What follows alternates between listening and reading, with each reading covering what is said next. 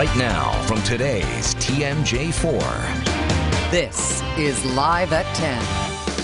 Right now at 10, someone's life could change tonight. The Powerball jackpot has grown to $564 million. It's the third largest jackpot in Powerball history. The lump sum payout is $337 million before taxes. So grab your tickets and let's go live to the Powerball numbers being drawn. It's time to find out. This is Powerball. Good evening, America. I'm Sam Arlen. Tonight we've got a huge jackpot for you. It is worth an estimated $564.1 million. Get those Powerball tickets out. Good luck. It's time to see how you did. First number's down. 25 gets us started, and right after that we have the number 11. Here's a picture of Ben from New York. Ben matched all 5 white ball numbers, and he of course won $1 million. Next up tonight we've got 54. That's followed by 13. We're going to round it out for you with the number 39 tonight. Now for your winning Powerball number, good luck to you. It is 19, and tonight's Power Play multiplier is 3. And more than $3 million worth of Powerball tickets were sold in Wisconsin this week. The stores that sold the most, a Speedway in Greendale and Quick Trips in Franklin and Oak Creek. So here's a look at the winning Powerball numbers one more time. They are 25, 11, 54, 13, 39, and the Powerball is 19. We'll give them to you again shortly. It is cold tonight, and it's going to get colder. Our John Milan is here to explain. Hey, John. Hey, the cold air is coming in, and as it comes in, it's generating a couple of snow showers out towards the La Crosse area, and just to our north, we could see a brief snow shower overnight tonight with the cold air coming in, but all in all, it won't amount to much. And you can see the cold air is now pushing through Wisconsin on our purple contour here. 19 in Milwaukee right now, 5 Twin Cities, 4 below zero currently in Fargo. Now our wind chills are already dropping to below zero, 5 below zero, Beaver Dam and West Bend, but watch by the morning hours, 20 below zero, West Bend, Watertown, and Whitewater, 15 below zero in Milwaukee. Bundle the kids up tomorrow, and during the day, those wind chills stay well below zero. So here's how it pans out for tomorrow. We start out very cold, 5 degrees in the city, wind chills close to 20 below zero, 6 at 10 o'clock, only getting up to 8 by 2 o'clock, and 6 at 6 o'clock tomorrow night. And this cold blast lasts for 4 days. Details coming up. Wow, single digits. Thank you, John. A dramatic police chase damages 2 squad cars in Menominee Falls. This is video of the end of that chase, and officers made a surprising discovery in the passenger seat. Katie Crothers live in Menominee Falls. Katie. Mike, the chase ended here when the young man driving the car rammed into several police squad cars and that guardrail, which you see behind me, just outside the We Energies plant here on County Line Road. This is video Jeremy Hambley recorded as police cars overtook County Line Road. There must have been close to 20 by the time it was all said and done. It was crazy. Never seen anything like this. And then I could see them try to use a pit maneuver to try to stop them up at a different intersection, and that didn't work. The driver of the car in question was heading into oncoming traffic, going 85 miles an hour. Police had located his car in Menominee County Park and were planning to arrest him for shoplifting and eluding police, but he took off. Finally, officers were able to catch up with him. Oh, that's it. They got him cornered. After ramming into those squad cars, there was nowhere for him to go. The teenage driver was not alone in the vehicle. In the passenger seat was a teenage girl who was reported missing out of Washington County last night. Now, police say the two knew each other. They know each other well, have some sort of relationship, although they will not give more details on that. And they said they were in on this whole thing together. Reporting live, Katie Crowther, today's TMJ4. A wild ride. Thanks, Katie. A Sheboygan alderman has resigned after being charged with the repeated sexual assault of a child. The Sheboygan Press reports that Kevin Matichek submitted his resignation this afternoon. He's charged with having sex with a 14-year-old boy. A standoff in Cudahy ends peacefully after 5 hours. Police are trying to get a man with a gun to come out of an apartment complex. Lake Drive was shut down during that standoff. It has since reopened. No one was hurt. Two parents are facing citations after this fight at Oconomowoc High School. It happened during a wrestling match on Saturday.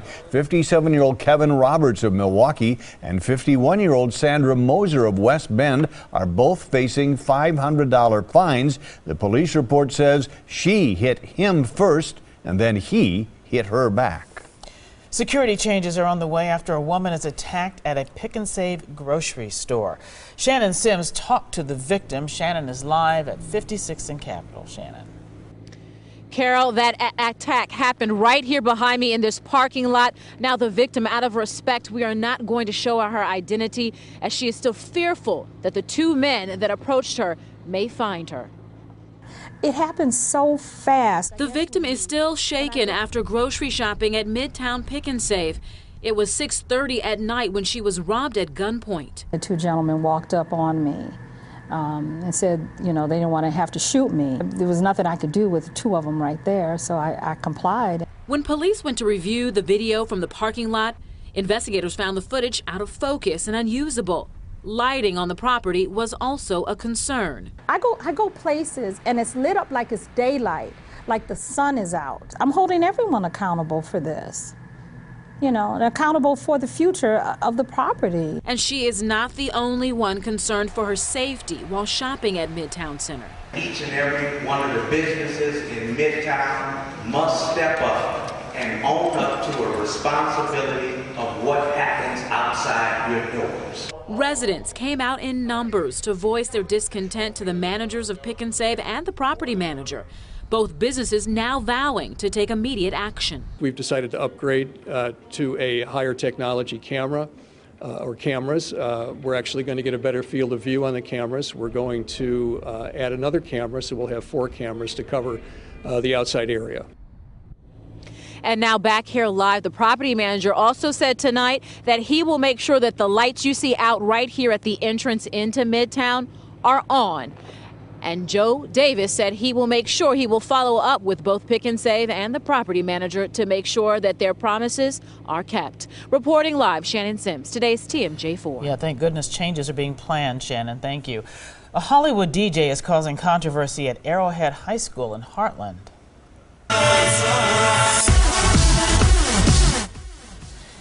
DJ B Villain is supposed to perform at the school's winter dance Friday night, but some students say B Villain's music is inappropriate, but others can't wait to meet him. His merchandise, his music videos, his music, just the music titles and lyrics, a lot of drug references, a lot of alcohol references. A lot of the kids are really excited because it's like a celebrity DJ and we're going to meet him tomorrow, so everyone's kind of pumped. School leaders say the DJ has a teen-friendly show that's different than his Hollywood image. Governor Walker talked up Wisconsin cheese during a trade speech in London today, but it was mum's the word during an interview with a British reporter. Charles Benson is covering the story for us. Charles? Yeah, Governor Walker was pressed on a number of issues at a prestigious think tank in London, and the potential presidential hopeful was even asked, do you believe in evolution?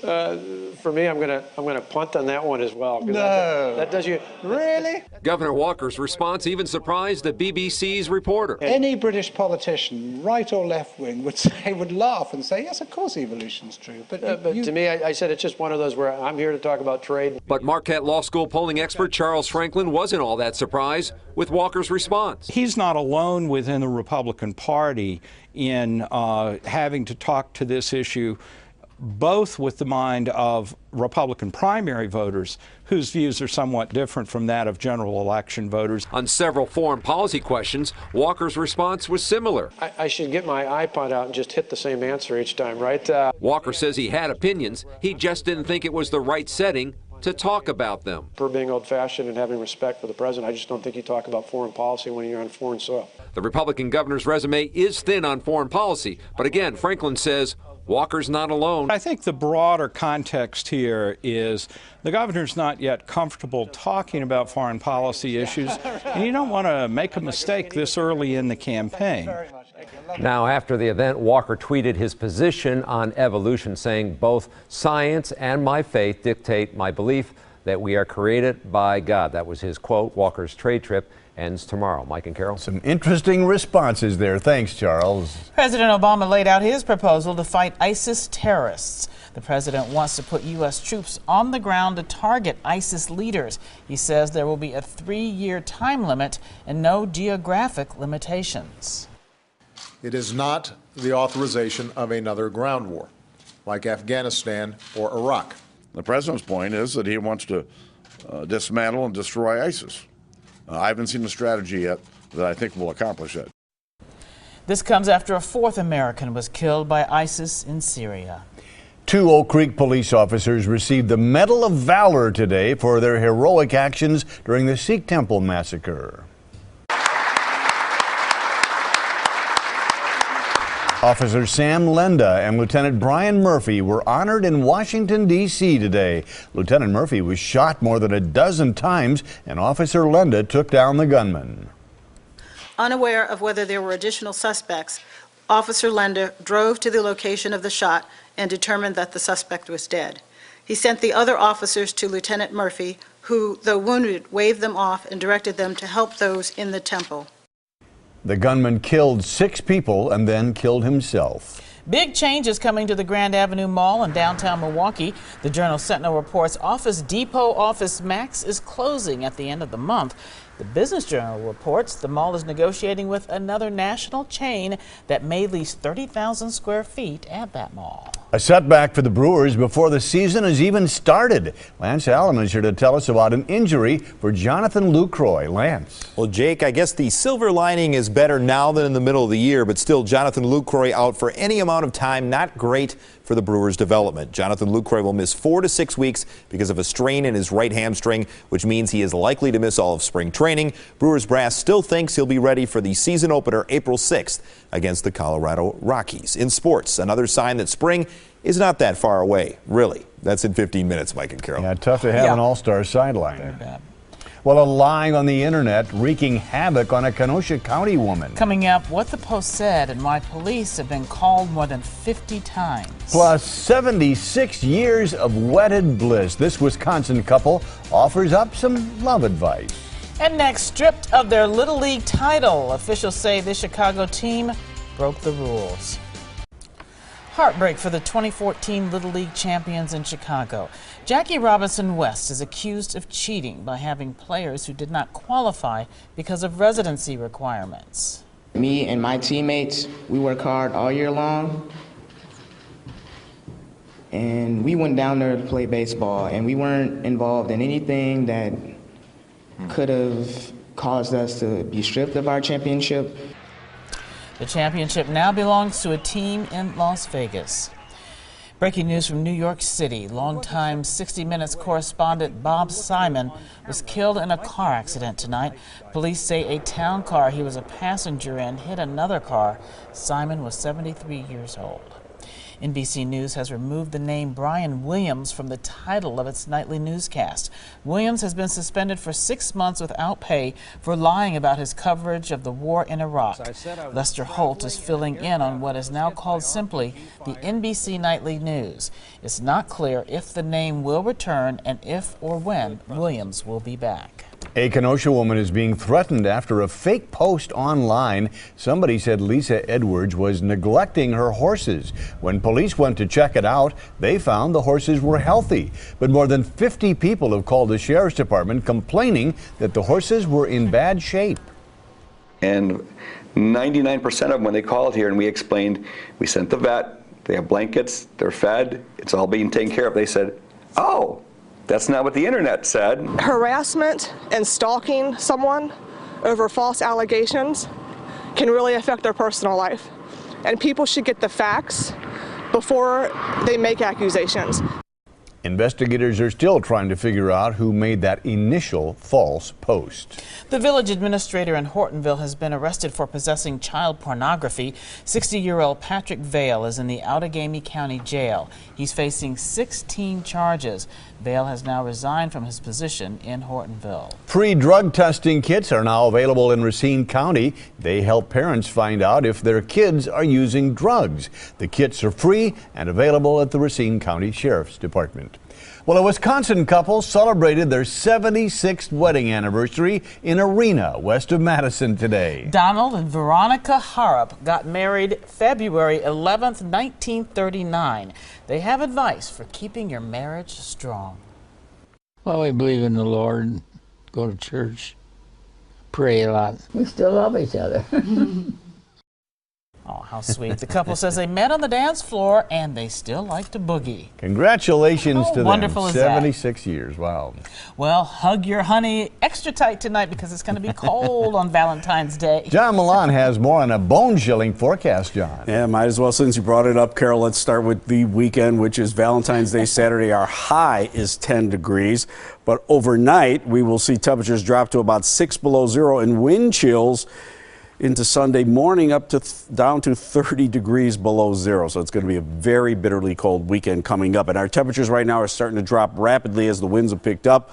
Still 20 in Racine, but everybody else has dropped into the teens. 14 right now in Beaver Dam. And look at these wind speeds, 23 miles per hour in Milwaukee, 50 miles per hour in Racine and Waukesha and Fond du Lac. And the winds are actually going to pick up from there. And those wind chills are dropping. They're dropping through the area right now. 3 below zero Waukesha and Burlington. 5 below West Bend, 5 below Beaver Dam. Now watch what happens by the morning hours. We're going to see temperatures in the teens below zero, even close to 20 degrees below zero at times. Again, as the temperatures drop and those winds continue to be strong. But the winds ease up a little bit through the day, although during the day tomorrow we still see wind chills below zero. And on Friday, we're going to see the winds turn to the southwest, so those wind chills will start to go back up on Friday. Might even get a little light snow on Friday. Here's our overnight low temperatures. 5 in Milwaukee, 4 Waukesha, 4 West Bend, 2 Watertown, 2 in Beaver Dam, and also out in Fond du Lac. So right now we're seeing some clouds following the front, and we have a couple of flurries we're picking out and snow showers out in western Wisconsin. Some of those can roll through overnight tonight, but all in all, behind that front, the sky is being scoured out by very dry air and high pressure that's rolling in behind it. So we'll see mostly sunny skies by the morning hours. High pressure continues to keep us very, very cold, and it will continue to keep the northwest winds until Friday as the high moves to our south. Then we get the southwest winds, and we'll warm to 20. And that'll be the warmest day of the cold blast. And we might even get a little light snow on Friday. Computer models right now anywhere between 1/10 of an inch and just under an inch across much of southeastern Wisconsin. So get ready for the cold. It'll be here by the morning hours. Windy also overnight tonight. And there could be a couple of snow showers that won't amount to any accumulation. 5, your overnight low in the city, about 1 well inland. Tomorrow, it only gets up to about 8 degrees. Sunny skies, still a bit windy in the morning hours. Wind chills through the day between 5 and 15 below zero. And then tomorrow night, we drop to 0 before the actual temperatures go up before Friday morning. Increasing clouds as the warmer air tries to get in here. And by warmer, we get up to 20 on Friday with a light snow possible, still breezy and cold, and wind chills to about 0. And then the weekend. I gave you a sneak peek, and there it is again, 10 on Saturday with some sunshine. Bitterly cold again on Sunday, but it's the Sunday morning, overnight, Saturday night that's really cold. And early next week, we're back up to about 20 degrees on Monday, Tuesday, Wednesday, with a chance of flurries on Tuesday. In the morning hours, check out cute little Aubrey Turcotte. She's 8 years old and all bundled up and a smile on her face because there'll be sunshine at least out. 5 at the lakeshore, 1 inland. Very cold period. You didn't want to cover up that smile with a scarf. No, you really did not, but cover it up with a scarf tomorrow. Yeah, for real. Okay, thanks, John. Up next, on the rise, how much Badgers football tickets could cost next season. Hank the ballpark pup is not going to spring training. The Brewers say Hank has so much going on here in Wisconsin, he just can't fit Arizona into his busy schedule. The Brewers are also thinking about putting Hank on a diet. And he's really been great. He's made a lot of appearances. He's dog of the year. It hasn't gone to his head, but it's gone to his waist. He's gained several pounds since he's lived in Wisconsin. Hank's been a big hit with the fans. The Brewers have sold more than $1 million worth of Hank merchandise. Gotta love that pace. Badgers football tickets will likely cost more next season. Barry Alvarez wants to raise ticket prices by $3 a seat. That would put them at $48 per game per ticket. The athletic board still needs to approve that request. New at 10, a courtside incentive for MPS high school students. The Bucks are offering courtside seats to those who have good grades, good attendance, and are involved in after-school activities. Our ownership, again, recognizes the need to motivate and inspire our high school students, both athletes and non-athletes. And that's a great prize since those courtside seats normally sell for hundreds of dollars. Coming up next in sports, could the Bucks reach their goal before the All-Star break?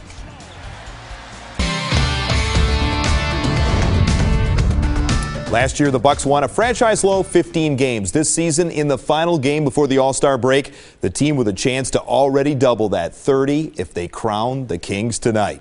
The Bucks dethrone the Kings as interim coach Tyrone Corbin and Sacramento wait for George Karl to likely take over after the All-Star break. John Henson starts off strong with the flush. He finishes with 12 points. How about Jared Dudley? What a find this guy's been. Boom shakalaka. Bucks hit nearly 50% of their threes, and Chris Middleton makes it back-to-back three-pointers. He scores 11 of his 15 in the first quarter. Finally, the Bucks start to take control in the second. O.J. Mayo continues the three-point barrage. He had 21. The offense just continues to roll. Brandon Knight, 3 of his 20. Bucks win 111-103. It's the first time in NBA history a team has doubled its win total by the All-Star break. How about that? Jonathan Lucroy had issues with his hamstring late last season, and now it flares up again while working out, likely causing the catcher to miss spring training. Today it's announced Jonathan Lucroy will miss 4 to 6 weeks because of a strained right hamstring. The Brewers are still hopeful he'll be ready for the season opener April 6th against the Colorado Rockies. The injury will prevent Lucroy from getting in a little work at first base, although he still plans to play there for a few games this year. Today it was time to load up the truck with a bunch of baseball equipment and, of course, those funny racing sausages getting packed and prepped to make the trek to Arizona for spring training. Pitchers and catchers report 1 week from Friday. The first full squad workout at the Maryvale Baseball Complex is Thursday, February 26th. And everyone can't seem to wait for the Arizona sun and summer to hit Milwaukee. Well, who doesn't love summer, right? I mean, getting outside with nice sunshine. It'll be exciting, and I look forward to having a nice summer up here. I think everybody's excited. The Admirals lose in Chicago 3-2 in overtime. We're back after this. Another look at the winning Powerball numbers. They are 11, 13, 25, 39, 54, and the Powerball is 19, and John Milan is still with us. And probably for a long time. All of us are still here. And I have bad numbers here also. Yeah, 5 to start the day, 7 at noon, 6 at 6 o'clock. And again, in the morning hours, the winds will be strong still, so wind chills will be down around 20 below zero for the kids in the morning. So again, bundle them up. When the Powerball goes to -5, that's right. We'll be winners. We're always winners, aren't we? Thanks for joining us on Live at 10. We'll see you tomorrow. Good night, everybody.